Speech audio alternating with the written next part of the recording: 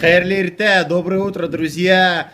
Сейчас в Вене 7:30 утра. Вот такой вот вид красивый открывается из нашего отеля. Правда, сегодня в Вене пасмурно, дождливо немного, но мы не расстраиваемся, потому что нас сегодня ждут интересные события. Поехали! Мало кто знает, но Австрия — это страна, где производится Red Bull и разводится по всему миру. Поэтому здесь, кроме вот обычного Red Bull, есть еще Silver Edition, есть Red Bull с клюквой, есть лимонный Red Bull. Очень много всяких разновидностей. Silver Edition, Black Edition, Hero 3 Plus Edition. У нас есть 1,5 часа до занятия, до встречи, и мы просто гуляем не по центру, а по какому-то району. В каком-то антикварном магазине, очень красивом, прям очень красивом. Здесь Age of Empires. Тут есть компьютерные игры, тут есть какие-то игрушки, тут есть...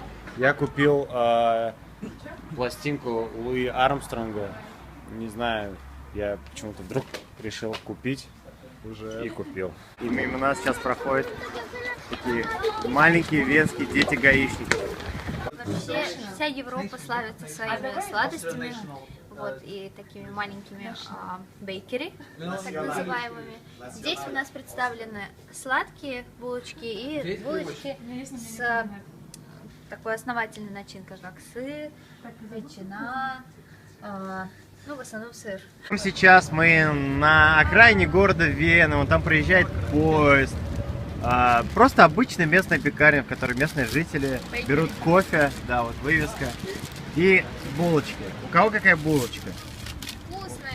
Ну, это понятно. Шоколадная с сыром, и Сыром? булочка с клубникой и с марципаном.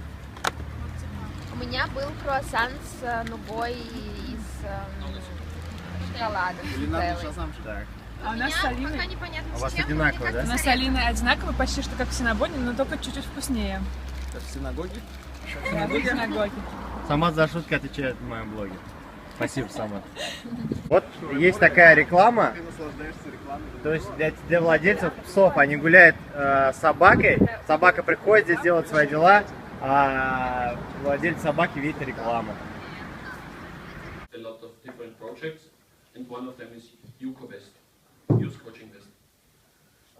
The title Youth Coaching West is because we are in the western part of Vienna, and we are in Vienna there are 23 districts, and we are responsible for the districts 16. Праздник 9 мая, День Победы. Я уверен, что сейчас в Казани идут парады, и множество народу сегодня будет гулять вечером по Казани. Всем привет!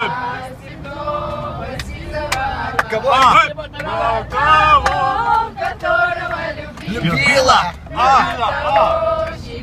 Да, берегла. Итак, мы вновь в центре Вены. У нас есть 2 часа, чтобы погулять перед отъездом обратно в нашу Прагу. Вообще, следует сказать, что если Прага и Чехия такое, ну, там говорят на чешском языке, это что-то близко к русскому, то есть там можно изъясниться как-то на русском, если хочется сказать один хлеб, тебя как-то еще поймут, а здесь все говорят на немецком, официальный язык здесь немецкий, валюта тоже не крона чешская, а евро, вот, ну и такая везде вокруг немецкая речь, как будто можешь представить, что ты в Германии. Итак, сейчас мы находимся в таком небольшом парке. И особенность этого парка заключается в том, что здесь растут розы. Розы крупным планом. Я не знаю, как передать запахи, которые здесь. Я боюсь, что этого у меня никак не получится. Но попробуйте представить. Просто восхитительно. You understand? Я It was the maximum expansion of Muslim religion in Europe. And this is the city hall. Что, в качестве передвижения мы решили выбрать конный транспорт. Тут, кстати, их очень много. Вот, пожалуйста, смотрите, мы едем на одной из этих карет. Мы хотели спуститься к реке. Кстати, вот сзади желтый дом. В этом доме жил великий австрийский композитор Гайден. Кстати, вот Лейсана Пасхатова его сдавала, да? Да, я в музыкальной школе сдавала его произведения. Вот брусчатка кончилась и стала не так пересек. На барже Феррари.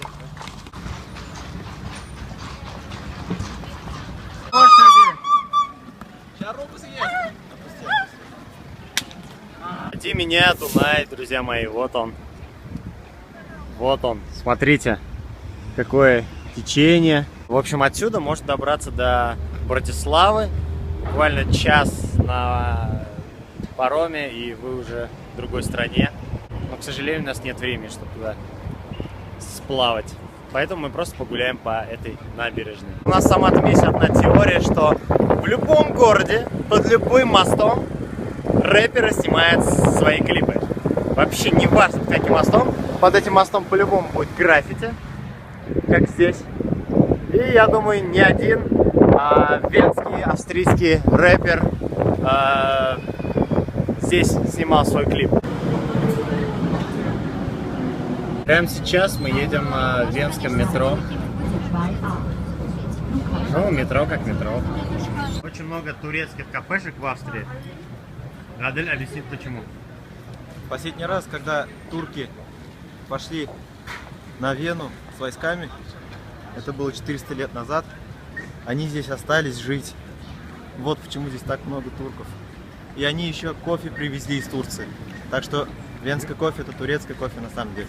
Я сейчас нахожусь в мега-мега хипстерском магазине. Я просто не могу понять, что здесь продают. То ли сувениры, то ли книги какие-то, то ли одежду. Лили что-то делает. Она рисует.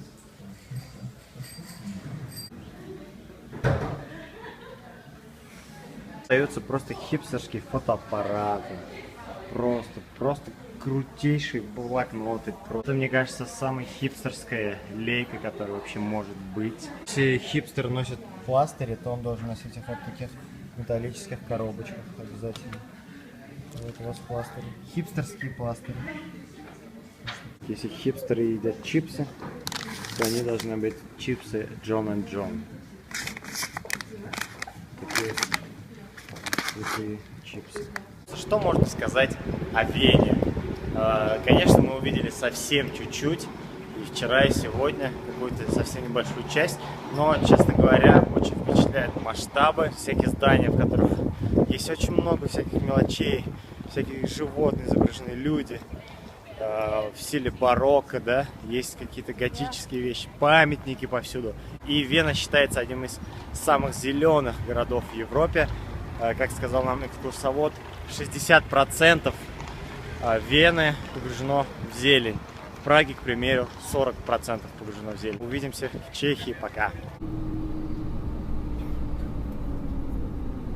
По пути в наш отель мы на ужин остановились в городке, который называется Иглава. Переводится это как ежик, как бы иголка-голова. Вот такой вот он чешский язык. А история города такова, что в городе раньше были змеи, и они завели ежиков, чтобы ежики ловили змей. И таким образом город избавился от змей и решили назвать город Ежик. Так что мы в городе Ежик. Приехали домой, теперь у нас есть плакат пса, который будет нас каждое утро будить. Но мы очень устали, всех утомила дорога, и мы ложимся спать. Всем спасибо, всем пока, Соболос. Какой режиссер наиболее повлиял на ваше творчество? На мое творчество больше всего повлиял Эльдар Рязанов. Его фильм «Берегись автомобиля» и, разумеется, «Война и мир» с Федором Бондарчуком в главной роли очень сильно повлиял на мое творчество, а также моего кумира Николая Валуева.